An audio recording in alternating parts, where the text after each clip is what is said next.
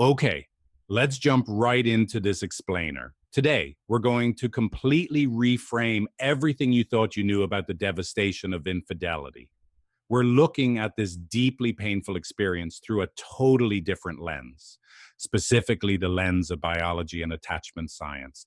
And trust me, it completely changes the conversation. It's the exact question that haunts the internet at 2 a.m., right? If you're searching for this, chances are your relationship has suffered a severe rupture. So today we're exploring why the clinical distinction between these two types of betrayal isn't just some academic debate. It actually changes everything about how you understand the pain and, most importantly, how you heal from it. Here is our roadmap for this explainer. First, we'll tackle the infidelity myth. Then we'll dive into the biology of betrayal, compare grenades versus radiation, look at digital vulnerability, and finally map out a real roadmap to recovery. Starting off with section one, the infidelity myth and the standard definitions where we all seem to get stuck. Let's hit the baseline definitions first, because understanding where the standard conversation stops is exactly how we can push past it to the real root of the issue. You've probably seen this before. Most articles give you this basic checklist. A physical affair is, defined by sexual behavior with someone else. An emotional affair is defined by deep connection, vulnerability, and intimacy without that physical component, like maybe a coworker you confide in or an old friend you text late at night. But getting stuck on these labels completely misses what actually happens to your relationship. The real question isn't which one is it? The real question is, what did this do to your nervous system? Now, I know that sounds wild, totally counterintuitive. I mean, if a partner slept with someone else, it feels like the sex is the entire problem. But clinically speaking, the sex is just the vehicle. The actual injury is something far more primal. Understanding this is absolutely crucial for making sense of the chaos you feel after a betrayal. Moving into section two, the biology of betrayal and your nervous system's survival response. Let's shift away from societal morality for a second and get right into the biology of John Bowlby's attachment theory. This is where things get genuinely fascinating. Here's the thing, your mammalian nervous system is basically constantly running these two background questions. They are the core operating questions of human attachment. We are fundamentally dependent on our primary romantic partner for emotional safety.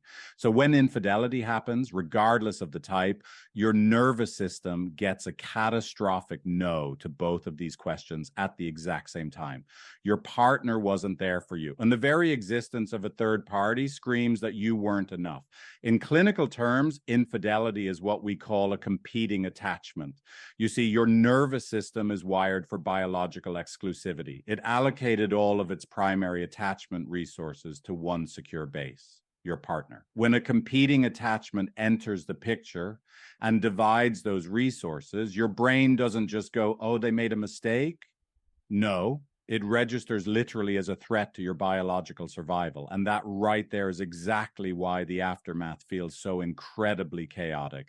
Your amygdala fires off before your rational brain can even comprehend what's happening. The hypervigilance, the intrusive thoughts, that obsessive need to check their phone. Those aren't character flaws, and they for sure aren't paranoia. They're the highly predictable responses of a nervous system fighting for emotional safety. During attachment distress, your logical prefrontal cortex just goes totally offline. Your body is treating a broken bond like a literal risk of death, which brings us to section three, grenades versus radiation.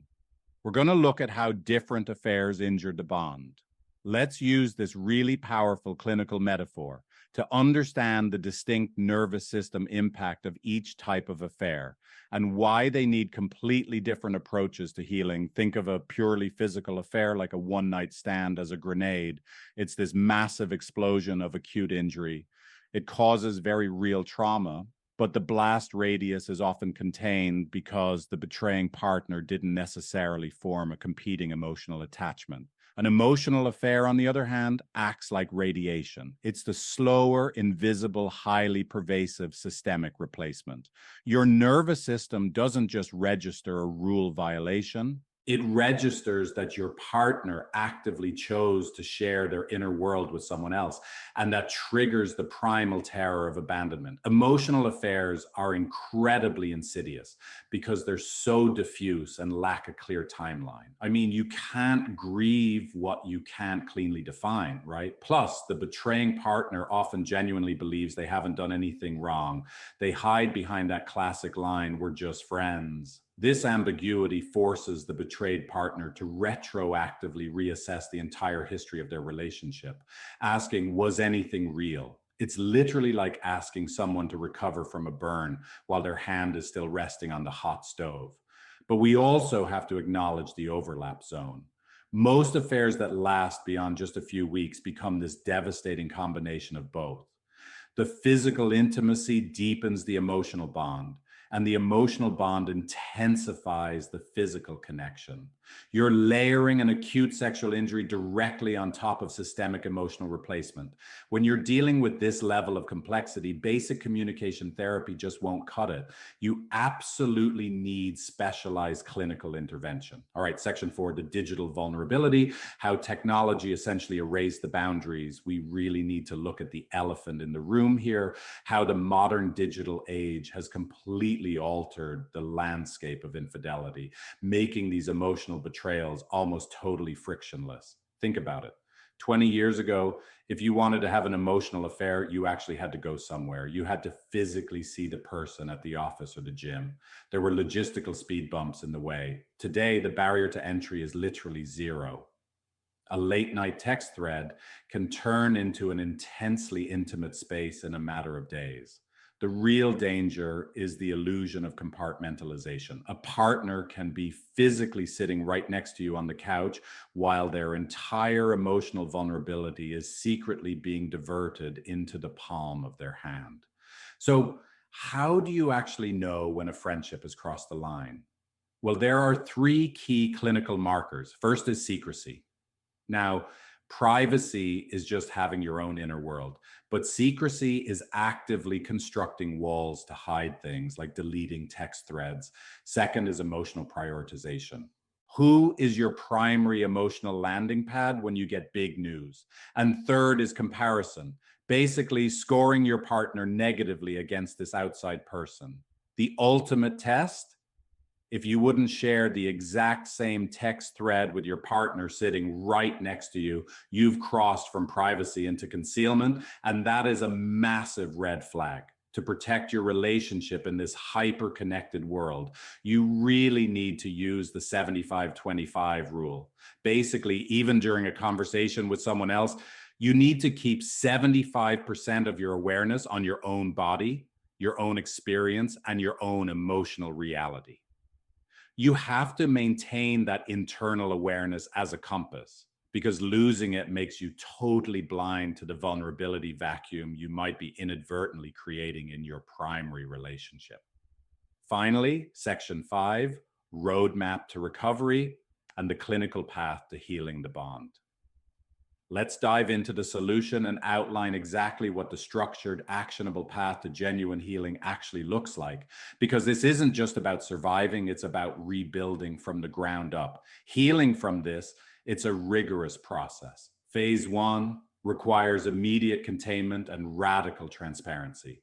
Phase 2 is all about processing the trauma. And for emotional affairs, that means completely severing the competing attachment. You cannot pour water and gasoline on a fire at the same time. That outside connection has to end. Phase 3 explores the systemic vulnerabilities that allowed the breach in the first place. And finally, phase 4 is about rebuilding. You are not returning to the old relationship. You're building a completely new, secure one. This brings us to a really foundational truth about healing the nervous system. The betrayed partner's body meticulously records trauma. You just can't talk the body out of what it recorded. empty promises and tearful apologies, what we like to call fiat love, do not register as genuine safety to a threatened nervous system. True healing requires daily, boring, relentless proof of work. It's that absolute transparency and consistent behavior over a long period of time that ultimately settles the nervous system. If you were the one betrayed, please hear me on this. You are absolutely not broken. Your inability to just move on isn't a character flaw. Your pain is biology. Your attachment system is literally just doing its job. And if you strayed, your partner's pain is not a punishment, it's an invitation. Every single time they ask a question or cry, they are telling you they still care enough to fight for the bond. Your job isn't to defend yourself. Your job is to be the safest person in the room, okay? Ready for a massive sigh of relief? While infidelity is incredibly destructive, it is navigatable. With the right specialized treatment, specifically therapy that targets attachment and the nervous system, 60 to 70% of couples actually survive affairs. And even more importantly, they report coming out the other side with a stronger, more honest, and far more deeply connected relationship than the one they had before the crisis hit. Before we wrap up this explainer today, I want to leave you with one final pretty provocative thought. If you ever find yourself slipping into those gray areas, just forget the labels for a minute. Stop asking if it technically counts as cheating. Instead, ask yourself, what is this connection giving me that I'm not getting or not allowing at home? Answering that question honestly is where the real work begins. And honestly, it's the only way to truly protect the heart of your relationship. If you want to work on this for real, try Figlet, my AI relationship coaching app. You can start for free, no credit card needed, at figlet.empathy.com.